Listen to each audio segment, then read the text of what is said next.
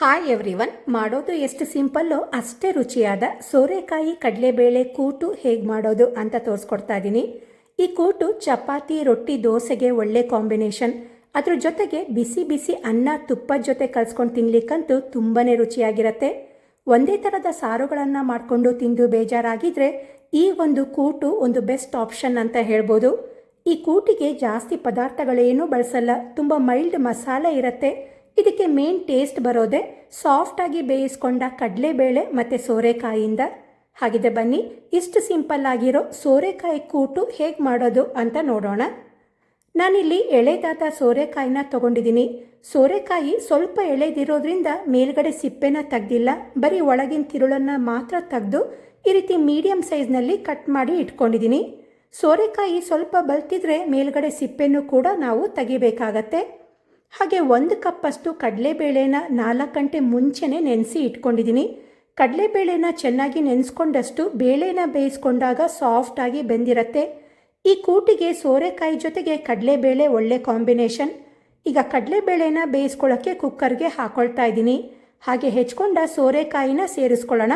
ನಂತರ ಹೆಚ್ಕೊಂಡ 2 ಟೊಮ್ಯಾಟೊ, ಕಾಯಿಗೆ ಹಿಡಿಯೋಷ್ಟು ಅರ್ಧ ಟೀ ಸ್ಪೂನಷ್ಟು ಉಪ್ಪು, 1/4 ಟೀ ಸ್ಪೂನ್ ಅರಿಶಿಣ, ಹಾಗೆ 2 ಟೀ ಸ್ಪೂನಷ್ಟು ಎಣ್ಣೆ, ಕಾಯಿ ಮುಳುಗೋಷ್ಟು ನೀರನ್ನು ಹಾಕಿ ಒಂದ್ಸಲಿ ಮಿಕ್ಸ್ ಮಾಡಿಕೊಂಡು ಕಡಲೆಬೇಳೆ ಬೇಯಲಿಕ್ಕೆ ಸ್ವಲ್ಪ ಟೈಮ್ ತಗೊಳುತ್ತೆ. ಅದರಿಂದ ಒಂದು 2ರಿಂದ 3 ವಿಷಲ್ ಕೂಗಿಸ್ಕೊಳ್ಬೇಕು.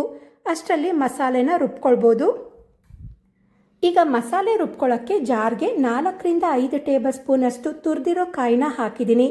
ಹಾಗೆ 1 ಟೀ ಸ್ಪೂನಷ್ಟು ಜೀರಿಗೆ, ಅರ್ಧ ಇಂಚು ಚಕ್ಕೆ, 3 ಲವಂಗ, 1 ಸಣ್ಣ ಉಂಡೆ ಬೆಳ್ಳುಳ್ಳಿ, 2 ಟೀ ಸ್ಪೂನಷ್ಟು ಹುರಿಗಡಲೆ, ನಂತರ ಖಾರಕ್ಕೆ 5ರಿಂದ 6 ಒಣಮೆಣಸು, 1/4 ಟೀ ಸ್ಪೂನಷ್ಟು ಅರಿಶಿಣ ಹಾಕಿ ರುಬ್ಬಕ್ಕೆ ಬೇಕಾದಷ್ಟು ನೀರನ್ನು ಹಾಕಿ ರುಬ್ಬಿ ಇಟ್ಕೋಬೇಕು.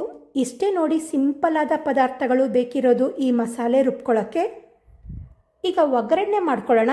ಅದಕ್ಕೆ 3 ಟೇಬಲ್ ಸ್ಪೂನಷ್ಟು ಎಣ್ಣೆನ ಕಡಾಯಿಗೆ ಹಾಕಿದ್ದೀನಿ. ಎಣ್ಣೆ ಕಾದ್ಮೇಲೆ ಇದಕ್ಕೆ 1 ಟೀ ಸ್ಪೂನಷ್ಟು ಸಾಸಿವೆ, 1 ಟೀ ಸ್ಪೂನ್ ಜೀರಿಗೆ, ಹಾಗೆ ತುಂಡು ಮಾಡಿಕೊಂಡ 2 ಒಣಮೆಣಸು, ಕರಿಬೇವು, ನಂತರ 1/4 ಟೀ ಸ್ಪೂನ್ ಇಂಗನ್ನು ಹಾಕಿ ಒಂದು 30 ಸೆಕೆಂಡ್ ಫ್ರೈ ಮಾಡ್ಕೊಳ್ಳಿ.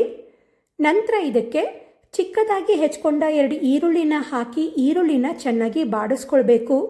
ಈರುಳ್ಳಿ ಎಲ್ಲ ಚೆನ್ನಾಗಿ ಫ್ರೈ ಆದಮೇಲೆ ಇದಕ್ಕೆ ರುಬ್ಕೊಂಡ ಮಸಾಲೆನ ಹಾಕೊಳ್ಳೋಣ.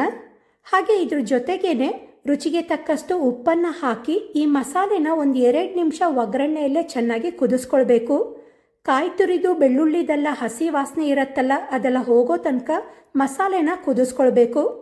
ನೋಡಿ, ಈಗ ಮಸಾಲೆ ಎಲ್ಲ ಚೆನ್ನಾಗಿ ಕುದ್ದಿದೆ. ಇವಾಗ ಇದಕ್ಕೆ ಸೋರೆಕಾಯಿ ಕಡಲೆಬೇಳೆನ ಕುಕ್ಕರ್ನಲ್ಲಿ ಬೇಯಿಸ್ಕೊಂಡಿರೋದನ್ನು ನೀರು ಸಮೇತ ಹಾಕ್ಕೊಳ್ಬೇಕು. ಇದನ್ನು ಚೆನ್ನಾಗಿ ಮಿಕ್ಸ್ ಮಾಡಿ ಈ ಕೂಟನ್ನು ಚೆನ್ನಾಗಿ ಕುದಿಲಿಕ್ಕೆ ಬಿಡಬೇಕಾಗತ್ತೆ.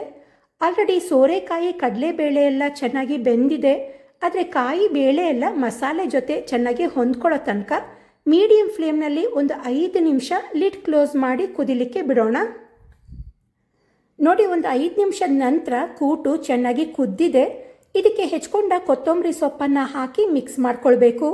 ಒಂದು ಕಡೆ ಕಡಲೆಬೇಳೆ ಸೋರೆಕಾಯಿ ಬೇಯ್ತಿದ್ರೆ ಇನ್ನೊಂದು ಕಡೆ ಮಸಾಲೆನ ರೆಡಿ ಮಾಡ್ಕೊಂಡು ಬಿಡ್ಬೋದು. ಬಹಳ ಬೇಗ ಆಗೋಗತ್ತೆ. ಮಸಾಲೆ ಕೂಡ ಮೈಲ್ಡಾಗಿ ಇರೋದ್ರಿಂದ ಮಕ್ಕಳಿಗೂ ಕೂಡ ತುಂಬಾ ಇಷ್ಟ ಆಗತ್ತೆ. ಖಂಡಿತ ಟ್ರೈ ಮಾಡಿ. ಈಗ ತುಂಬಾ ಸಿಂಪಲ್ ಅಷ್ಟೇ ರುಚಿಯಾದ ಸೋರೆಕಾಯಿ ಕಡಲೆಬೇಳೆ ಕೂಟು ರೆಡಿಯಾಗಿದೆ. ಎಲ್ಲದಕ್ಕೂ ಒಳ್ಳೆ ಕಾಂಬಿನೇಷನ್ ಆಗತ್ತೆ.